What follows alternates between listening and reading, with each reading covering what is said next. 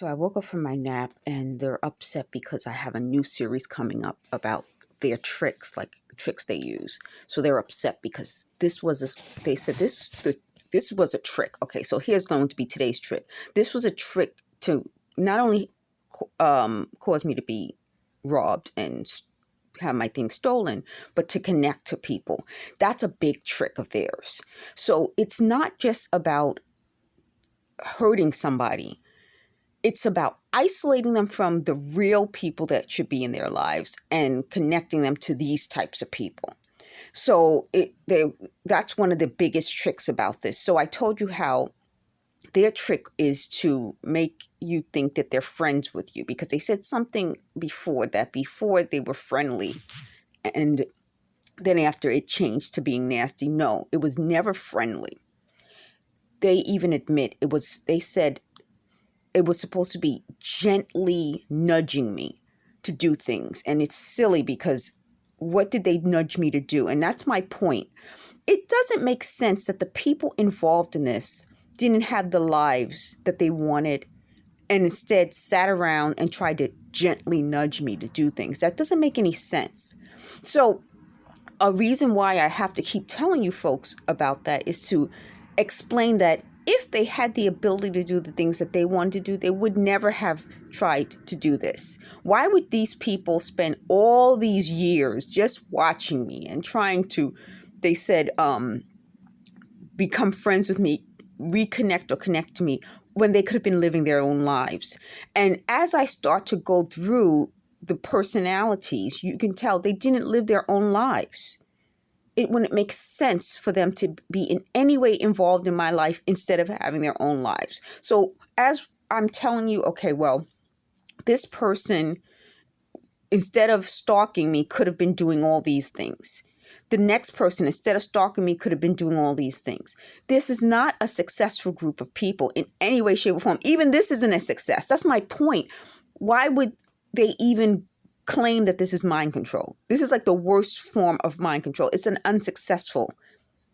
They call it operation. I call it system. It's an unsuccessful system. So even if the people, like they say, well, we got people who are very successful, they're not associating with them, clearly. And the people who are very successful don't keep their success. And that's my point. These are people who use a lot of tricks to get ahead. And once those tricks stop working, they can't keep it. They're not able to keep doing things to stay successful. So what they'll do is try to attach themselves to successful people. Now, if you're successful and you can keep your success going, then you wouldn't attach yourself to someone else successful unless you want to be with that person. You wouldn't use all these tricks if you're successful. And that's my point. They keep trying to twist it in their heads to make this seem like it's okay. So they would say, well, what about if you're successful? You should want to be with someone successful. Yes, but you wouldn't have to trick that person. That's my point. We're talking about tricks, and we're talking about using people. That's what this whole thing is. And I used the example a while ago about the movie Parasite, but I'm going to talk about the movie Grifters. I was watching the movie Grifters while I knew they were doing this, and they said they cried because they saw their personalities in that movie. That's my point. Look at the types of movies that explain how these types of people think and what they do. It's in the movie Grifters, the movie Parasite, House of Cards, which is a small movie that had Joe Mantegna in it. He's such a good actor.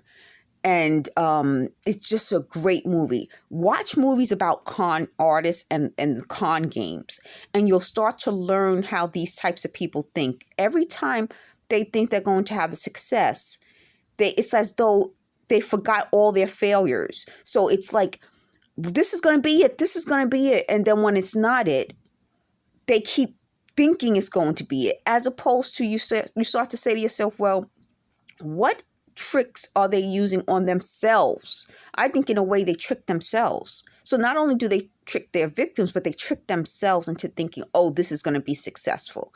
So had they been successful, they wouldn't have to keep having that mind trick on themselves. And that's my point. There's something in this group where they trick themselves more than they trick the victim. At some point, the victim starts to say, wait a minute, this doesn't make sense. But in their minds, they keep doing it and doing it and doing it, and they keep failing. So this is not mind control. This isn't reading through your eyes. That's my point. Watch videos, read articles, whatever you have to do to understand that the technology to read through people's eyes doesn't exist the way these people would want you to think it does. It's a trick.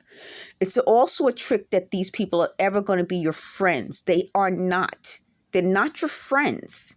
They're not, when they start out with the talking, they start out like, don't fall for it. The other thing is, it's never to really reconnect. They said repeatedly, this was to substitute me for them, meaning they committed crimes, they did the wrong thing. Well, who can we get to take our place and make the world believe that I am the one doing it? How the hell could I be the one doing it? So they're upset because I am going to start to catch them. And they said, well, that wasn't supposed to be who you are. You weren't supposed to be able to catch criminals. What? At what point in their minds is it that I cannot catch a criminal? Especially as I'm the victim of a crime. That doesn't make any sense. It's as though they had this whole fantasy that I would be a victim of a crime who then would not have the legal rights that any criminal victim would have. If you're a victim of the crime, you have rights. It's called victims' rights. Thank you for watching.